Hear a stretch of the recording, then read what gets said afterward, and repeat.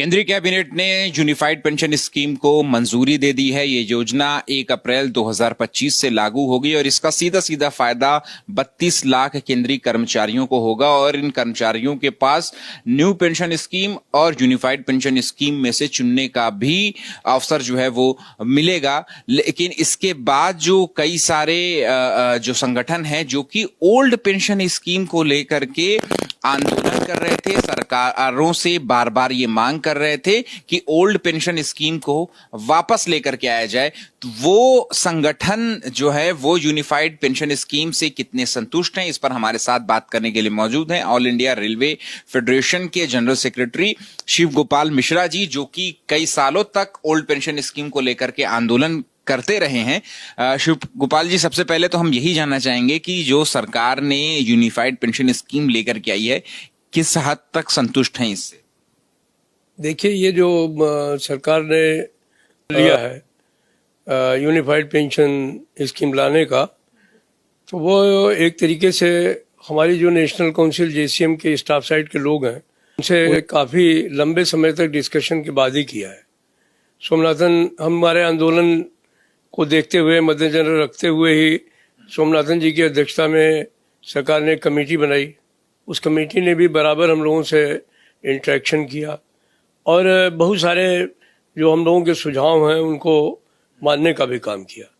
तो जहाँ तक संतुष्टि का सवाल है, हम लोग तो जो इसके नेगोशिएशंस में रहे हैं, ख़ास तौर पर नेशनल काउंसिल जेसीएम की स्टैंडिंग कमेटी के लोग, वो पूरे तौर पर इससे संतुष्ट हैं और इसलिए भी संतुष्ट हैं कि जो 32 लाख केंद्र सरकार के कर्मचारी हैं, जिनमें आज करीब 23 लाख लोग नई पेंशन सिस्टम में आ गए थे, उनको जिनको 4,000 रुपये पेंशन मिलती थी रिटायरमेंट के समय पे, 5,000 रुपये पेंशन मिलती थी, 50,000 रुपये पाने वाले व्यक्ति को 5,000 रुपये पेंशन दे करके घर भेजा जा रहा था। तो ये एक तरीके से लोगों को जिंदा रहते हुए मार देने वाला सवाल था। तो इसलिए हम लोग इसको जीवन मरण की लड़ाई समझ करके लड़ने का काम कर रहे थे। अभी सरकार ने जो हमारी मूल मांग थी कि हम आपको सैलरी का 50% जो है वो पेंशन देंगे और उसके ऊपर डीएनएस रिलीफ देंगे, तो मैं समझता हूं कि ये डिफाइंड पेंशन सिस्टम ही हो गया है और इसमें और ओपीएस में कोई फर्क नहीं है। इसके अलावा सरकार ने यह भी मान लिया है कि जो अगर पेंशनर्स की डेथ हो जाती है तो हम 60% पेंशन का जो है वो उसके जो है फैमिली को भी देने का काम करेंगे। मिनिमम पेंशन पहले 9,000 रुपये मिलती थी, उसको 10,000 रुपये कर दिया, उसके ऊपर डीएनएस रिलीफ मिलेगी। जो लोग 1 जनवरी 2004 और 1 अप्रैल 2025 के बीच में रिटायर हो गए हैं और जिनके लिए भी ओपन कर दिया गया है कि उनको भी हम यूपीएस में ला करके और उनको भी वही लाभ देंगे जो यूपीएस के कर्मचारियों को 1 अप्रैल 2025 के बाद मिलेगा। तो एक तरीके से देखा जाए तो सरकार ने हमारी मांग को करीब करीब पूरे तौर पर मान लिया है। एक और मांग थी हम लोगों की कि भाई पहले ज़माने में ओपीएस में जब लोग रिटायर होते थे तो उनका जो पैसा कटता था वो ब्याज के साथ में उनको वापस मिल जाता था पीएफ के रूप में। तो अब जब आदमी रिटायर होगा तो उसके हाथ में कुछ पैसा कैश में नहीं होगा, तो वो एकदम रिटायरमेंट के समय में क्या करेगा। तो सरकार ने वो भी मान लिया कि हम एक अच्छा अमाउंट उसको लमसम अमाउंट देने का काम करेंगे कारपत से और उसके लिए एक फार्मूला बनाएंगे। ये नियम बनने में थोड़ा समय लगेगा, लेकिन उन्होंने सिद्धांत इस बात को स्वीकार कर लिया कि हम एक लमसम अमाउंट देंगे रिटायरमेंट के समय और उसको भी फार्मूला बना करके, ताकि आदमी खाली हाथ जो है रिटायरमेंट के समय घर वापस। मिश्रा जी, ये भी हम समझना चाहेंगे कि जो आप लोग ओल्ड पेंशन स्कीम की मांग कई सालों से करते आ रहे थे, तो ये जो यूनिफाइड पेंशन स्कीम आई है, ये ओल्ड पेंशन स्कीम से क्या कुछ अलग है या क्या जो समानताएं आपने बताई हैं वो तो समानता हम जान गए, लेकिन कुछ अलग भी है क्या? ओल्ड, अगर इतनी ज्यादा समानता है तो फिर इसको ओल्ड पेंशन स्कीम ही क्यों नहीं लेकर के आई सरकार? देखिए, अलग की जहां तक बात है वो ये ओल्ड पेंशन स्कीम से इस मामले में अलग है कि ये कंट्रीब्यूटरी पेंशन स्कीम है। इसमें सरकार जो है उसने आज की तारीख में 18.5% सरकार का रहेगा एश्योर्ड पेंशन देने की वजह से और 10% जो है वो एम्प्लॉय का कटेगा।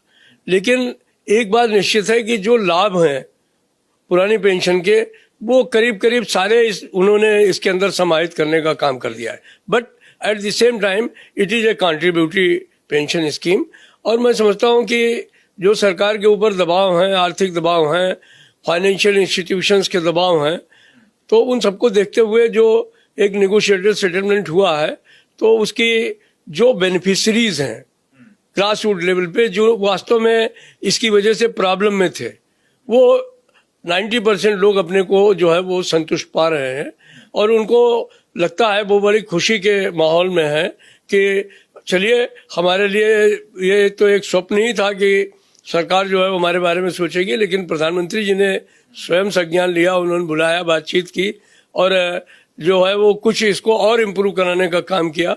तो इसके लिए मैं प्रधानमंत्री जी का धन्यवाद करता हूँ। प्रधानमंत्री एक बार चूंकि आपने जिक्र किया, तो प्रधानमंत्री डायरेक्ट तौर पर इस योजना में जो है वो शामिल थे, तो उनसे आपकी मीटिंग भी हुई, चर्चा भी हुई, तो और सरकार के बाकी मंत्रियों से भी आपकी चर्चा हुई, तो किस लेवल पर जाकर के क्या क्या बातें निगोशिएशन में जो है वो आपकी तरफ से रखी गई, सरकार की तरफ से रखी गई?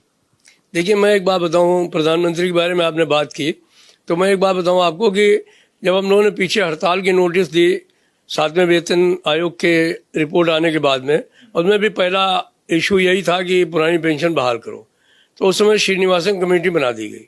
उस श्रीनिवासन कमेटी की सिफारिश थी कि 12% एम्प्लॉय का कटना चाहिए और 12% सरकार को कॉर्पस में डालना चाहिए।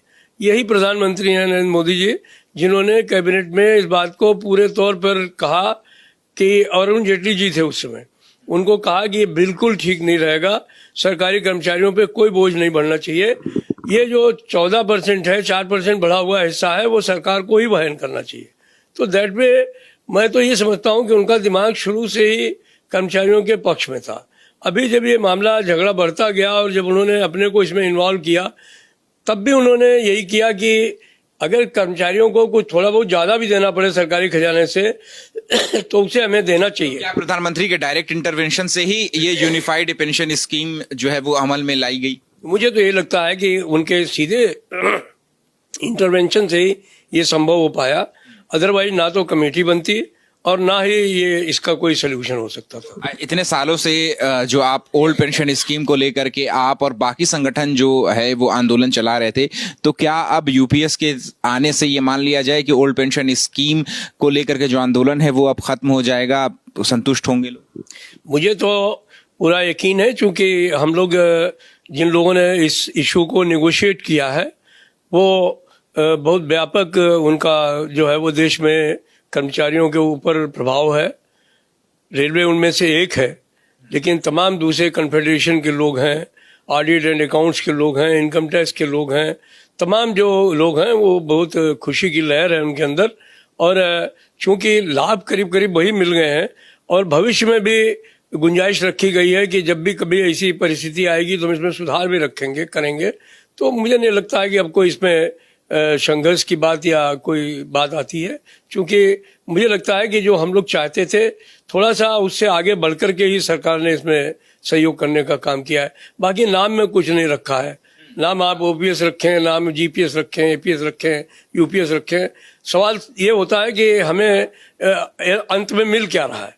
तो अगर हमको अंत में वही लाभ मिल जा रहे हैं तो आप नाम कुछ भी रख लीजिए। इसी सवाल पे मैं कह रहा हूँ कि सोशल मीडिया पे भी कई लोगों ने इसके खिलाफ, यूपीएस के खिलाफ मुखरता से आवाज उठाई और उनका ये कहना है कि जब सरकार का ये कहना है कि वो ओपीएस के बराबर ही वो लाभ दे रही है, तो फिर ये यूनिफाइड पेंशन स्कीम ही क्यों कह रही है? इसको ओल्ड पेंशन स्कीम ही क्यों नहीं कह दिया जा रहा है? अगर सारे लाभ वो हैं तो नई पेंशन स्कीम लाने की क्या जरूरत? नहीं, ये जो लोग ऐसी बातें कर रहे हैं, मैं समझता हूँ वो सिर्फ विरोध के लिए विरोध की बात कर रहे हैं।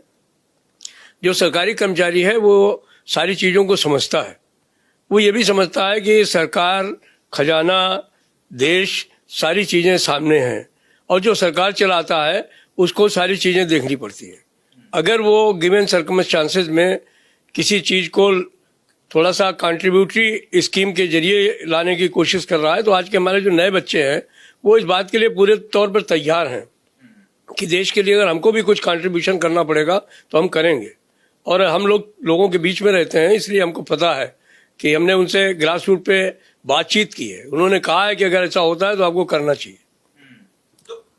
तो इसलिए हमें नहीं लगता है कि कोई वो है। पुरानी पेंशन स्कीम का तो मतलब ये है कि वही सरकारी खजाने से पेंशन मिलना, आपका कोई भी कंट्रीब्यूशन नहीं कटना। तो ये मैं नहीं समझता हूँ कि आज के दिन में कोई भी सरकार करेगी, क्योंकि ये अटल जी के ज़माने में ये स्कीम इंट्रोड्यूस हुई थी और पीएफआरडीए एक्ट कांग्रेस ने बनाया था। तो देश की विपक्षी पार्टी और सत्ता की पार्टी, अगर राजनीतिक दृष्टिकोण से हम देखें तो एक ही तरीके का दोनों का सोच है और दोनों की आर्थिक नीतियां भी एक ही जैसी हैं। तो हम राजनीति में नहीं जाते हैं, हम तो सिर्फ अपने कर्मचारियों तक सीमित रहते हैं। जिसमें हमारे कर्मचारियों को फायदा है वो हम लोग करने का काम करेंगे। इसके अलावा और भी कई सारे विरोध की बातें तो सारी उठी रही हैं। कुछ लोगों का ये भी कहना है कि जो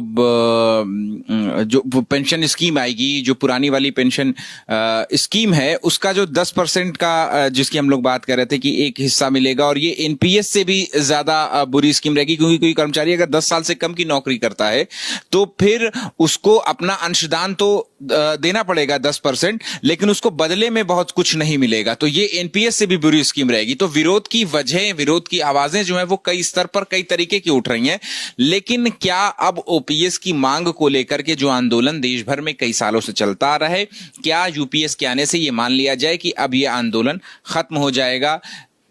देखिए, जहाँ तक सवाल मिनिमम पेंशन का है, मिनिमम पेंशन के बारे में भी सरकार का रवैया काफ़ी लचीला रहा है।